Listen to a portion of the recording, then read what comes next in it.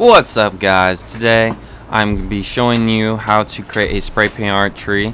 I hope you guys enjoy this one, and if you haven't watched my spray paint art planet tutorial, I suggest you do that one too so you could add it to your painting.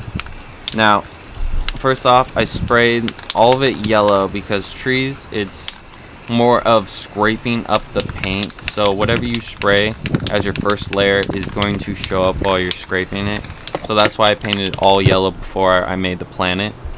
So because sometimes I overspray on the planet and then the tree branches become the planet color. Like if I sprayed blue, it would highlight the blue. So you could use like whatever you want color for the planet. I was just kind of messing around because the main focus is the tree, but it came out pretty neat. I was using orange, green, blue. And don't forget to spray some white because you never want your planet to be too dark.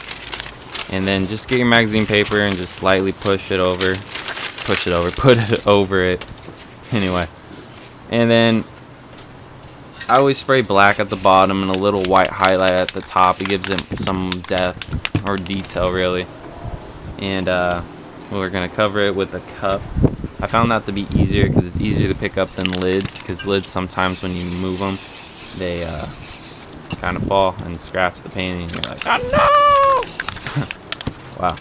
Anyway, so I sped this up. I just kind of added some navy and orange, you know, to get some color in there, and then just a little bit of black.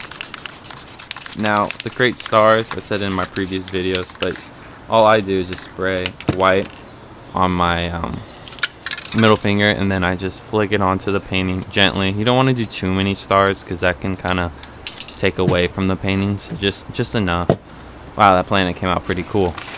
And now I'm going to create the texture at the bottom, and I usually spray black for the texture, but this time I was trying to switch it up and I sprayed white over at the bottom to give it kind of a brighter look for the painting. So yeah, it's right over here. And then I grabbed the magazine paper and I just kind of morph it with my hands right there. And kind of just drag it around, you get a feel for it. And then you want to spray a little bit of white. Don't want to cover up what you just did, but just enough for the next layer you're about to do.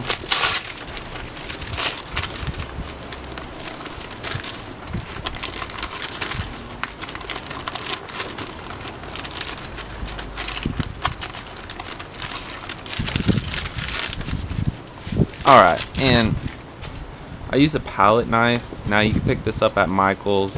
I think the price was like $8.99, but they always have like 50% coupons, so you definitely want to pick up a palette knife to create the highlights for the texture and the tree.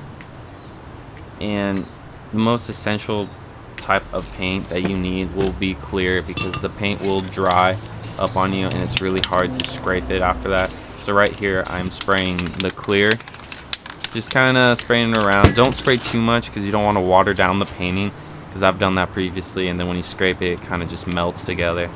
Now the motion that I create for the tree, I start from the bottom and I go all the way to the top of the painting if I want to make the tree seem closer. Now I just start from the bottom and I lightly just go off to create branches. You don't really want to make really fat branches at first because you don't know exactly how you want the tree. So I just start from the bottom and then lightly keep dragging on the branch that I previously made. Now you can make little small movements, but I would just start from where you started the branch as well. It's about moving the paint, and it flows better that way, other than a bunch of like lines. It looks all one motion.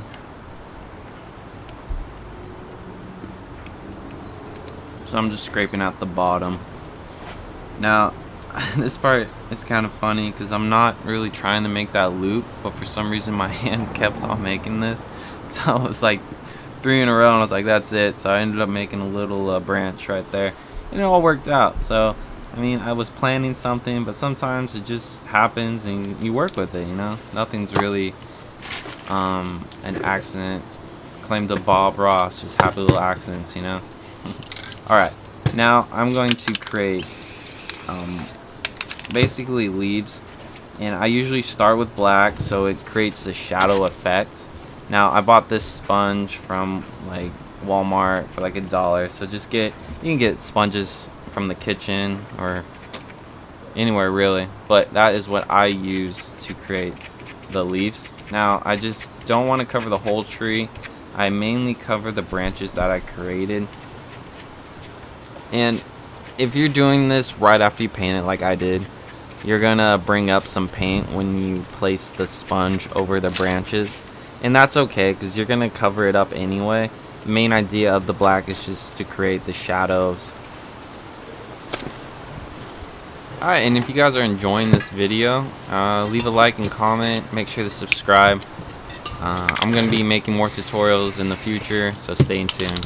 So next, I get a new piece of sponge and I sprayed yellow, and now I'm just dabbing it over the black. Don't cover the shadow part too much because you don't want, you don't want to lose that part or the paint is just gonna look flat without the shadows.